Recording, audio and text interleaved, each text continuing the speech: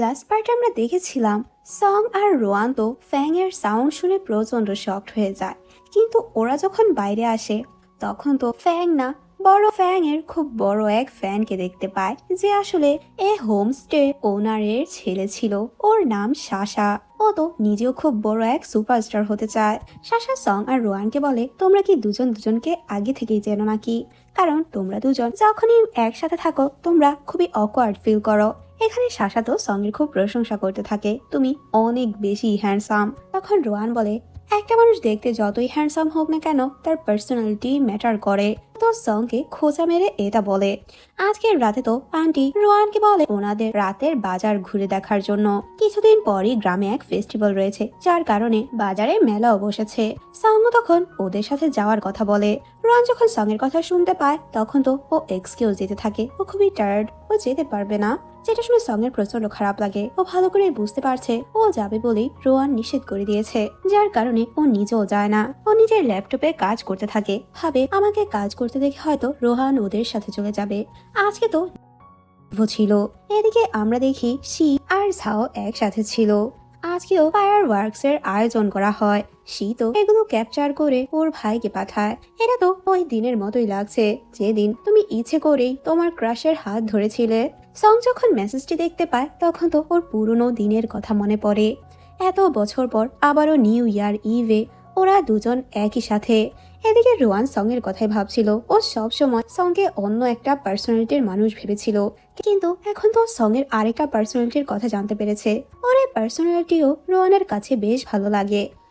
পরদিন সঙ্গের তো গ্রামের লোকদের সাথে দেখা করার কথা ছিল। ও আর চ্যাং যখন আসে তখন ওখানে মাত্র দুজন লোককে দেখে ওদের মনটা অনেক বেশি খারাপ হয়ে যায়। ভাবতে থাকে গ্রামের মানুষরা এখনো আমাদের ফ্রডই ভাবছে, কিন্তু তখনই ওরা জানতে পারে লোকেশন চেঞ্জ করা হয়েছে। ওরা যখন ওখানে আসে তখন তো ওরা এখানে অনেক মানুষকে দেখতে পায়, যেটা দেখে ওরা প্রচন্ড খুশি হয়। এখানে তো ওরা সঙ্গের থেকে চ্যাংকে বেশি রেসপেক্ট দিচ্ছিল, কারণ চ্যাং এর কাছেই তো এখানের লয়ার লাইসেন্স ছিল। ওরা সঙ্গে সান্ত্বনা দিতে থাকে, তোমাকে দেখে তো সিনিয়র মনে হচ্ছে, কিন্তু তুমি এখনো লাইসেন্স পাওনি, চেষ্টা করে যাও, তুমিও পাবে। চ্যাং তো ওর পরিচয় দিতেই নেয়, কিন্তু সং নিষেধ করে দেয়। এরপর তো ওরা গ্রামের মানুষদের প্রবলেমস গুলো শুনে। দূর থেকে রোয়ানও এগুলো দেখছিল, যে ওর নতুন নোভেলটি স্টার্ট করে। আর এখানে আসার পর ও অনেকগুলো আইডিয়াও পেয়েছে। কাজ শেষ করে সং যখন চলে যেতে নেয় ওখানে রোয়ান আসে। সং রোয়ানকে বলে, আমরা লাঞ্চ করতে যাচ্ছি, তুমিও কি আমাদের সাথে যাবে? তখনই আরেকটা মেয়ে আসে ওর কিছু প্রবলেমস নিয়ে। একটা ছেলে যে আমার সাথে ফ্রড করেছে, ওর পার্সোনালিটি একরকম ছিল কিন্তু আমার সামনে অন্যরকম শো করেছে, আমি কি ওর উপর কেস করতে পারি? এই জিনিসটা তো রোয়ান আর সং এর সাথেও যাচ্ছিল। রোয়ান তখন মেয়েটির সাইড নিয়ে বলে, তাহলে তো ছেলেটি খুবই খারাপ আর ছোট মন মানসিকতার, তোমাকে কত বড় ট্রমা দিয়েছে। এখানে সংও সুন্দরভাবে মেয়েটির সাইড নেয়। হ্যাঁ, ছেলেটি যা করেছে খুবই খারাপ, কিন্তু ছেলেটিরও তো কোনো রিজন থাকতে পারে, তাই না? হয়তো ছেলেটি বলার সাহস পায়নি, নিজের মধ্যে সাহসটা জোগানোর চেষ্টা করছে। কিন্তু এর মানে এই না ছেলেটা তোমাকে পছন্দ করে না, ভালোবাসে না। তোমার উচিত ওকে সময় দেওয়া, ওকে ভালো করে বোঝা।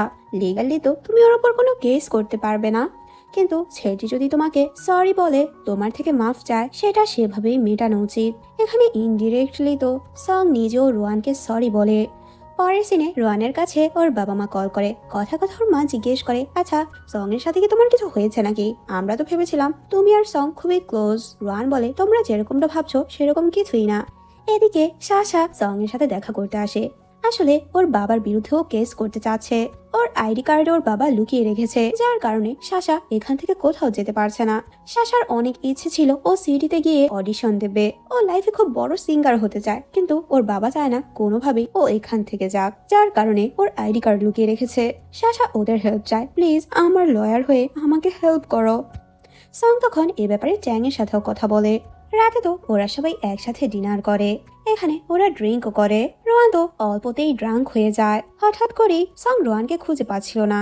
সং টেবিলের নিচে ওকে দেখে একটু অবাক হয়, তুমি এখানে কি করছো?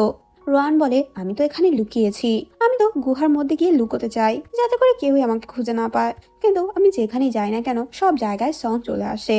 সং বলে, তুমি সং এর থেকে কেন পালাতে চাচ্ছ? রোয়ান বলে, আমার তো ওকে দেখলেই খুব লজ্জা লাগে, এম্বারেস ফিল হয়। আমি ওর সামনে কতটা কনফিডেন্ট আর ম্যাচিওর শো করি, কিন্তু আমি নোভেলে যা লিখেছি সবই তো ও বুঝতে পেরেছে। আমি তো এটাও লিখে দিয়েছিলাম এটা শুধু ওয়ান সাইডেড লাভ না, বরং দুজনেরই মিউচুয়াল ফিলিংস ছিল। তো বলো আমার কেন এম্বারেস ফিল হবে না? আমি জানি না ও আমাকে নিয়ে কি ভাবছে। সং বলে, ও কখনোই তোমাকে নিয়ে খারাপ কিছু ভাবেনি। ও সবসময় এটাই ভাবে তুমি খুবই অ্যাডোরেবল আর খুবই কিউট একটা মেয়ে। আর এটা তো সত্যিই হতে পারে যে তোমাদের দুজনেরই মিউচুয়াল ফিলিংস ছিল। তুমি ওকে পছন্দ করো এটা জানার পর হয়তো ওই ছেলেটি অনেক বেশি খুশি হয়েছে। পরদিন সকালে রোয়ানের যখন ঘুম ভাঙে তখন তো ওর কাল রাতের কিছু কিছু কথা মনে পড়ে। ও যখন বুঝতে পারে ওর মনের সব কথা ও সং এর সামনে বলে দিয়েছে তখন তো অনেক বেশি শকড হয়ে যায়। আর সং তো ওর প্রশংসাও করেছিল। এরপর ওরা যখন ব্রেকফাস্ট করেছিল তখন আন্টি এসে ওদেরকে বলে সামনে কালচারাল একটা শপ আছে, তোমরা কি ওখানে ভিজিট করতে চাচ্ছ? আমার কাছে 2টি টিকিট আছে। সং আর রোয়ানকে ওখানে যেতে বলে। এরপর তো ওরা ওই কালচারাল শপে আসে। শপের আঙ্কেল একটু রুড ছিল, ওদের সাথে স্ট্রিক্টলি কথা বলে। এরপর ওরা যখন স্কেচ করছিল সং শাসার কথা বলে ও তো ওর বাবার উপর কেস করতে চায়। আমি বুঝতে পারছি না আমি কি ওর হেল্প করব নাকি। যখনই আঙ্কেল ওদের কথা শুনতে পায় তখন তো একটা ঝাড়ু নিয়ে সংকে মারতে আসে। তখন আমরা জানতে পারি এই আঙ্কেলই আসলে শাসার বাবা ছিল। আন্টি তো আঙ্কেলকে থামানোর চেষ্টা করে কিন্তু আঙ্কেলের রাগ কোনোভাবেই কন্ট্রোল হচ্ছিল না। তখন সং আর রোয়া দৌড়ে ওখান থেকে পালায়। যখনই ওরা বুঝতে পারে দুজন দুজনের হাত ধরে দৌড়াচ্ছে তখন তো দুজনেই একটু এম্বারেস হয়ে যায়।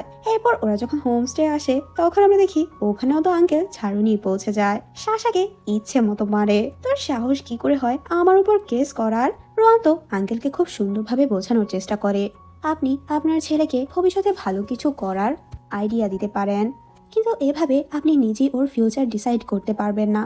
ওর মনের বিরুদ্ধে গিয়ে ও কিছু করতে পারবে না।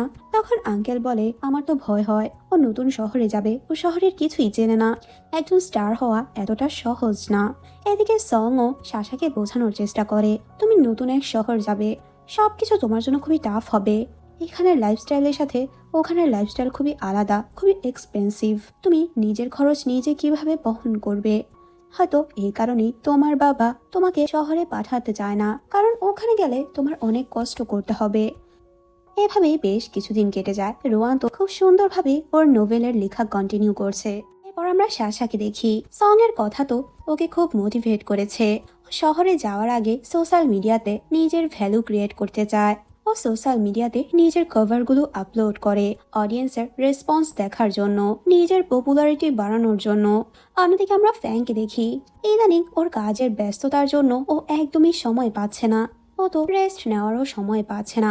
অনেকদিন হয়েছে নিজের কোনো গানও বের করতে পারছে না, যার কারণে ও কিছুদিনের জন্য ব্রেক যাচ্ছে। ও তো রোয়ানের স্টোরিতে দেখতে পায় ও সানহাও গ্রামে গিয়েছে। ওর সব পোস্টে তো একটা ছেলে সব সময় কমেন্ট করতো। তখন ও দেখতে পায় ওই ছেলেটিও সানহাও গ্রামেরই ছিল। ও যখন আইডিটি চেক করে তখন ও শাসার গান শুনতে পায়। ও যখন ওর অ্যাকাউন্ট চেক করে তখন ও বুঝতে পারে শাসা ওর খুব বড় ফ্যান, সব সময় ওকে সাপোর্ট করে। আর মিউজিকের উপরও ওর খুব ইন্টারেস্ট রয়েছে, যে জিনিসটা ওর প্রচন্ড ভালো লাগে। ও তখন ডিসিশন নেয় ও নিজেও ওই গ্রামে যাবে, কিছুদিন ব্যস্ততা থেকে নিজেকে ফ্রি রাখার জন্য। ওখানে ওর ফ্যানের সাথেও দেখা করবে আর এই সুযোগে রোয়ানের সাথেও। এরপর তো ও শাসার কমেন্টে রিপ্লাই করে ও শাসার সাথে দেখা করতে চায়। যেটা দেখে তো শাসা প্রচন্ড খুশি হয়ে যায়, ওর কাছে সবকিছু স্বপ্ন মনে হচ্ছে। অন্যদিকে রোয়ান তো আঙ্কেলের কাছ থেকে ক্রাফটিং শিখছিল। আঙ্কেল কথায় কথা জিজ্ঞেস করে আচ্ছা ওই ছেলেটি কি তোমার বয়ফ্রেন্ড? রোয়ান বলে না। আঙ্কেল বলে আমাকে মিথ্যে কেন বলছো? তোমাদের দেখে আমি প্রথমেই বুঝতে পেরেছি তোমাদের মধ্যে যে কিছু চলছে। একটু পর শাসা ওর বাবার সাথে দেখা করতে আসে। ওর বাবাকেও সরি বলে ওর আগের ব্যবহারের জন্য। আমি ডিসিশন নিয়েছি আমি আমার স্বপ্নটা পূরণ করব, যেভাবেই হোক। আমি তোমার উপর কোনো কেস করব না। এখানে আমি কাজ করে কিছু টাকা সেভ করেছি, আমি আমার সেভিংস দিয়েই নিজের স্বপ্ন পূরণ করার চেষ্টা করব। ইদানিং সোশ্যাল মিডিয়াতেও আমি ভালো ফিডব্যাক পাচ্ছি, মানুষও আমার মিউজিক পছন্দ করছে। এটা বলেও যখন চলে যেতে নেয় ওর বাবা ওকে থামায় আর ওর আইডি কার্ডটি ফিরিয়ে দেয়, সাথে বেশ কিছু টাকাও দেয়। আমি তোমার স্বপ্নে বাধা হতে চাই না, কিন্তু আমি চাই তুমি খুব সুন্দরভাবে একটা লাইফ লিড করো। যেটাতে শাসা প্রচন্ড খুশি হয়ে যায়, ফাইনালি ওর স্বপ্ন ও পূরণ করতে পারবে। অন্যদিকে আমরা সংকে দেখি বাজারে এক অসুস্থ মহিলাকেও দেখতে পায়, যে রাইস কেক বিক্রি করার চেষ্টা করছে। মহিলাটিকে দেখে তো ওর প্রচন্ড মায়া হয়, যার কারণে সব রাইস কেক ও নিজেই কিনে নেয়। রোয়ান যখন এতগুলো রাইস কেক দেখে তখন তো অনেক অবাক হয়। শুধু রাইস কেক খাবো, সাথে স্যুপ হলে তো আরো ভালো হতো। সং বলে তুমি কোন স্যুপ খেতে চাও? তখনই কেউ একজন বলে ওঠে আমি টমেটো স্যুপ খাবো। যেটা শুনে ওরা দুজনই প্রচন্ড শকড হয়ে যায়। সং তো ফ্যাংকে এখানে দেখে প্রচন্ড জেলাস হয়ে যায়, আর রোয়ান তো প্রচন্ড শকড। এরপর ফ্যাং আর রোয়ান যখন কথা বলছিল, সং এত বেশি জেলাস হচ্ছিল ও লুকিয়ে লুকিয়ে ওদের কথা শোনার চেষ্টা করে। সং তখন শুনতে পায় রোয়ান ফ্যাংকে আজকে ওর সাথে ডিনারে ইনভাইট করেছে। যেটা শুনে সং প্রচন্ড রেগে যায়। ও তখন ওদের সামনে এসে বলে আমি তো আগেই রোয়ানকে ডিনারে ইনভাইট করেছি। যেহেতু ও তোমাকে ইনভাইট করেছে সেহেতু আমরা সবাই একসাথেই ডিনার করব। সং তো ফ্যাংকে ব্যস্ত রাখার চেষ্টা করে যাতে করে ও রোয়ানের সাথে ঠিকভাবে কথা বলতে না পারে। সং তো কথায় কথায় ফ্যাংকে ওদের কলেজ ডেজ এর কথা জিজ্ঞেস করে। ফ্যাং তখন ওকে জেলাস করার জন্য ও আরো নতুন নতুন কিছু অ্যাড করে বলতে থাকে। ফ্যাং বলে আমরা অনেক বেশি ক্লোজ ছিলাম, তোমার ধারণারও বাইরে। ওদের কলেজের কিছু ছবিও দেখায়, যেগুলো দেখে তো সং অনেক বেশি জেলাস হয়ে যায়। তখনই ওখানে রোয়ান আসে, আর ওই ছবিগুলো দেখে ওর নিজেরও কলেজের কথা মনে পড়ে যায়। ছবির যে গল্পগুলো বলে সেগুলো একদম ফ্যাং এর গল্প থেকে আলাদা। মানে ফ্যাং এতক্ষণ ধরে শুধু মিথ্যেই বলে গিয়েছে, যেগুলো শুনে তো সং অনেক বেশি খুশি হয়ে যায়। আর ও তখন ফ্যাং এর প্রচন্ড মজা নিতে থাকে। তখনই ওখানে সাশা চলে আসে। সাশা তো ফ্যাংকে এখানে দেখে নিজের চোখে বিশ্বাস করতে পারছিল না। ওর স্বপ্নের আইডল ওর নিজের বাসায়। তুমি কি স্পেশালি আমার সাথে দেখা করতে এখানে এসেছো? আমি কখনো ভাবতেই পারিনি আমার এই স্বপ্ন পূরণ হবে। অন্যদিকে আমরা মিংকে দেখি, ও তো একাই ডিনার করতে আসে, কিন্তু ওই একই রেস্টুরেন্টে ওর এক্স কে দেখতে পায় যে নতুন মেয়েকে নিয়ে এসেছে। ওর তখন অনেক বেশি রাগ হচ্ছিল। ও এখানে ওর এক্স কে ফেস করতে চাচ্ছে না। হঠাৎ করে লিও ওই রেস্টুরেন্টে আসে, আর ও মিং এর সাথে জয়েন হয়। মিং ওকে দেখে একটু অবাকই হয়। লিও মিং এর জন্য খুবই এক্সপেন্সিভ স্যুপ অর্ডার করে। লিও বলে ও তোমার যোগ্যই ছিল না, ও তোমার সাথে যা করেছে খুবই খারাপ করেছে। তুমি নিজেকে কেন লো ভাবছো? ও নিজেই লো ছিল। লিও এর কথাতে মিং কমফোর্ট খুঁজে পায়।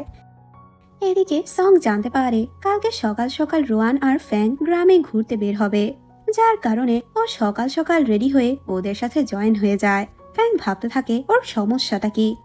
দুজনেই দুজনকে নিয়ে খুবই জেলাস ছিল। অন্যদিকে আমরা লিউ আর মিংকে দেখি, যারা একই বেডেই ছিল। তার মানে কাল রাতে তো দুজনের মধ্যে কিছু একটা হয়েছে।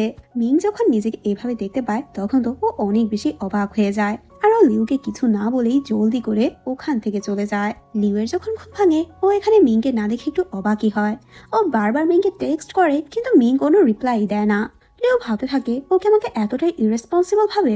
আমি তো সবকিছুর রেসপন্সিবিলিটি নিতে চাই। ও বারবার মেসেজ করে কল দেয় কিন্তু মিং ওকে ইগনোর করতে থাকে। এদিকে রোয়ান সং আর ফ্যাং একসাথে ঘুরতে আসে। রোয়ান তো অনেক এনজয় করছিল, কিন্তু ফ্যাং আর সং ছোটখাটো বিষয় নিয়ে বারবার ঝগড়া করতে থাকে। সং কোনোভাবেই ফ্যাংকে রোয়ানের সাথে বসতেও দিচ্ছিল না, যেটাতে তো ফ্যাং এর প্রচন্ড রাগ হয়, কিন্তু ও কিছু বলতেও পারছে না।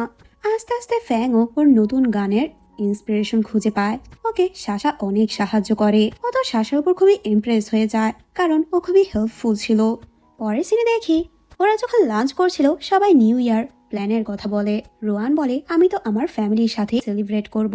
আমি আমার বাবা মায়ের একমাত্র মেয়ে, যদি আমি ওনাদের সাথে না থাকি তাহলে প্রচন্ড রাগ করবে। তখনই ওর মায়ের ভয়েস মেসেজ আসে। রোয়ান বলে দেখেছো, নিশ্চয়ই ওদের সাথে জয়েন হতে বলবে। কিন্তু ওর মা তখন বলে আমি আর তোমার বাবা তো ট্রিপ প্ল্যান করেছি, তুমিও তোমার ফ্রেন্ডদের সাথে এবার নিউ ইয়ারের প্ল্যান করো। এরপর সং চ্যাংকে বারবার বলতে থাকে নিউ ইয়ার ছুটিতে এক্ষুনি চলে যাওয়ার জন্য। আসলে সং তো এখানে রোয়ানের সাথে একা কিছু সময় কাটাতে যাচ্ছে। চ্যাং বলে আমি কিভাবে যাব, তুমি আমার সিনিয়র, আমি তোমাকে কাজে রেখে আমি ফ্রি টাইম কাটাতে পারবো না বস। সং বলে আরে আমি তোকে এক্সট্রা টাকা পে করব, তাও ভাই তুই এখান থেকে যা।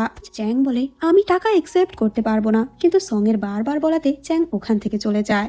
আসলে রোয়ান তো এখানেই নিউ ইয়ার সেলিব্রেট করার প্ল্যান করেছে, যার কারণে সংও এখানে থাকতে চাচ্ছে। আর ফ্যাংও যতদিন না ওর গানের কাজ কমপ্লিট হচ্ছে ততদিন ও এখানেই থাকবে। পরের সিনে দেখি সং এর সাথে ছোট এক বাচ্চা দেখা করতে আসে। আসলে ওর বাবা মা শীঘ্রই ডিভোর্স নিয়ে নেবে, এ ব্যাপারে ও সং এর সাথে কথা বলে। তখন দূর থেকে রোয়ানও লুকিয়ে ওদের কথা শোনে। সং মেয়েটিকে খুব সুন্দরভাবে বোঝায়, তুমি জানো আমার বাবা মায়েরও ডিভোর্স হয়ে গিয়েছে। আমাকে কি দেখে মনে হচ্ছে আমার মধ্যে কোনো কমতি আছে? আমি তো একটা ভালো মানুষ হতে পেরেছি। তুমি তোমার বাবা মা দুজনের সাথে থাকো না হলে একজনের সাথে থাকো, এটা তো ম্যাটার করে না। শুধু ম্যাটার করে তুমি কিভাবে বড় হবে। কারণ লাইফের ডিসিশনগুলো তোমার একার নিজেরই নিতে হবে, চ্যালেঞ্জগুলো তোমারই নিতে হবে। সং তো মেয়েটিকে খুব সুন্দরভাবে বোঝায়, ওকে স্ট্রং হতে বলে। ওর কথা শুনেই বোঝা যায় ওর চাইল্ডহুড কতটা খারাপ ছিল। ও যেভাবে মেয়েটিকে কমফোর্ট করছিল, মেয়েটিকে ইন্সপায়ার করছিল, ওর এই সাইড তো রোয়ানের কাছে অনেক বেশি ভালো লাগে। কিছুক্ষণ পর বাচ্চাটি যখন চলে যায় তখন রোয়ান এসে সংকে বলে, চলো আমরা দুজন একসাথে হাঁটতে বের হই। আজকে রোয়ান খুব সুন্দরভাবে ওর সাথে কথা বলে, খুব ফ্রিলি। কথায় কথায় জিজ্ঞেস করে, হাই স্কুল শেষে হঠাৎ করে তুমি কোথায় চলে গিয়েছিলে? আচ্ছা, তুমি কি অ্যাব্রোড চলে গিয়েছিলে তোমার ফ্যামিলি প্রবলেমের কারণে? সং বলে হ্যাঁ। সং বলে, আসলে আমার বাবা মার ডিভোর্স তো আমার বাবার প্রফেশনের জন্য হয়েছিল। এরপর আমি যখন বাবার সাথে ইউএসএ শিফট হয়ে যাই, আমি তো আমার বাবার প্রফেশনই চুজ করেছিলাম, যার কারণে আমার মা এখনো আমার সাথে কথা বলে না। রোয়ানের তখন সং এর জন্য অনেক খারাপ লাগে। এরপর দুজন যখন বাসায় ফিরে আসে, রোয়ান তো সংকে বলে, এবার চলো আমরা দুজন একসাথে নিউ ইয়ার সেলিব্রেট করি, কারণ তোমার ফ্যামিলিও তো তোমাকে ডাকবে না, আর আমার ফ্যামিলিও আমাকে আমার ফ্রেন্ডের সাথে সেলিব্রেট করতে বলেছে। যেটাতে সং অনেক বেশি খুশি হয়ে যায়, কারণ ও তো এটাই যা ছিল। রোহন তো সং এর কথাই ভাবতে থাকে। হাই স্কুল থেকে ও সঙ্গে যেভাবে দেখেছে, আসলে সং ওর সামনে নিজেকে সেভাবে প্রেজেন্ট করতে চেয়েছিল, কারণ ওর প্রবলেমগুলো ও কারোর সাথে শেয়ার করতো না। ও আস্তে আস্তে সং এর বিহেভিয়ার আর নেচার বুঝতে পারে। এগুলো বুঝতে পেরে ওর সং এর জন্য অনেক খারাপ লাগে। ও শুধুই সংকে খারাপ ভেবেছে। আস্তে আস্তে রোয়ানো ওর নোভেলটির কাজ এগিয়ে যায়। এরপর তো ওরা সবাই মিলে নিউ ইয়ারের প্রিপারেশন নিচ্ছিল, যেখানে সং আর ফ্যাং এর তো প্রতি কদমে কদমেই ঝগড়া লাগে। ছোটখাটো বিষয় নিয়ে একদম বাচ্চাদের মতো ঝগড়া করতে থাকে। আজকের পার্টি এখানেই শেষ করছি। সবাই ভালো থেকো, বাই।